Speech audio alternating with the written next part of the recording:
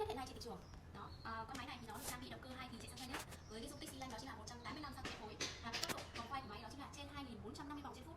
Và tiếp theo đó chính là tốc độ khoan của nó thì là trên 200 vòng trên một phút. Và cái máy này thì có khả năng khoan sâu tối đa đến 6 mét, khoan đá sâu tối đa 6 mét. Đó, và đi theo máy của chúng ta ngày hôm nay thì có đi theo máy nó đã có cần khoan 50 phân rồi và mũi khoan rồi. Nếu mà các bác anh chị mà có nhu cầu mua thêm khoan sâu thêm thì có thể mua thêm cần khoan ví dụ như là cần 1 mét, 2 mét, 3 mét. Đó để chúng ta khoan. Mũi khoan đầy đủ rồi anh chị nhá. Đây là ngày hôm nay thì em đang chuẩn bị gửi hàng đấy ạ. Đây là giấy bảo hành công ty bên em, thì nó hợp pháp và đây là giấy dán cùng. Còn thiếu một cái giấy nữa.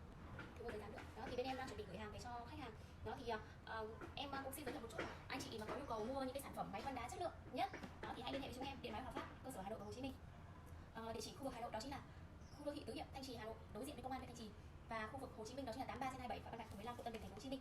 Nếu mà quý khách hàng ở gần có thể qua tận nơi xem hàng và mua hàng để được chọn những cái sản phẩm tốt nhất và uy tín đối với công ty.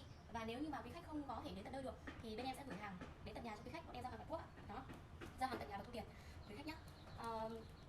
Bây giờ anh cho các bác anh ngắm lại một lần nữa, sau đó là em sẽ kết thúc cái video ngày hôm nay ở đây. Đó, quý khách có nhu cầu mua máy thì cứ liên hệ với chúng em. Điện máy hợp pháp là đơn vị bán máy khoan đá, bán máy xây dựng uy tín nhất rồi, nên là không còn gì phải băn khoăn nữa. Em xin cảm ơn các bác đã lắng nghe. Xin chào và hẹn gặp lại.